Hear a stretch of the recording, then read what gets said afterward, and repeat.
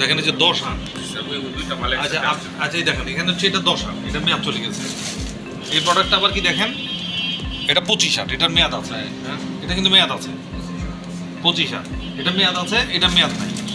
এখন এই যে দুইটা জিনিস যখন এইভাবে একসাথে রাখবেন, এটা তাহলে কি করে বুঝবো যে এটা কোনটা মেয়াদ? এই দুইটা কিন্তু আপনার ইউজ চলতেছে, এই যে কাটা হয়েছে, এটাও কাটা হয়েছে, এটাও কাটা হয়েছে।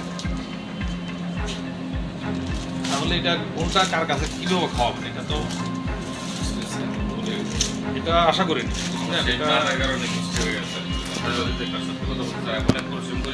আমি কোনো পট খাবার কাস্টমারকে দিয়ে না, এবং এগুলোতে খাবার আছে কিন্তু গন্ধ আসছে নাই তো। এটাতে কি আছে? এগুলোতে দেখেন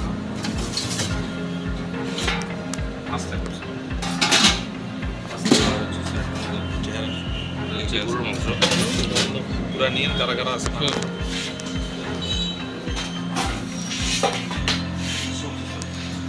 এগুলো কবে গেছো? কালকে।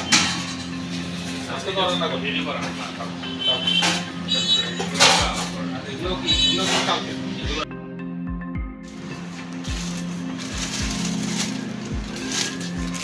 এদের ডেট চলে গেছে কবে? এই যে 10 আট, এখানে দেখেন এই যে 10 আট, 10 আটের ডেট চলে গেছে। রেখে দিয়ে দিচ্ছে, ওই যে পলিথিনে রেখে দিচ্ছে, খেয়াল করছি না। ওই শেপ না থাকার কারণে আমরা অর্ডার তার ওই ফ্রিজটা দেন, ওইটার যদি সে 10 দিন হলো, সে কতদিন নাই? এর জন্য যে সমস্ত পণ্য রেখেছেন এক জায়গায় না রেখে তাকে আলাদা করে রাখা, আলাদা এক জায়গায় রাখা, এবং সেটা ডিক্লারেশন থাকা যে এটা মেয়াদ উত্তীর্ণ পণ্য বিক্রয়ের জন্য রাখা। এখন এখানে রেখে দিয়েছেন এক্সপায়ার, আবার একই সাথে ভালোও আছে ফ্রিজ, কোনটা এক্সপায়ার কোনটা কি দিবে? এখন একজন মানুষ তো আপনার ফ্রিজ ধরে যারা খাবে তারা চেক করে সুযোগ নেই। আপনি এখানে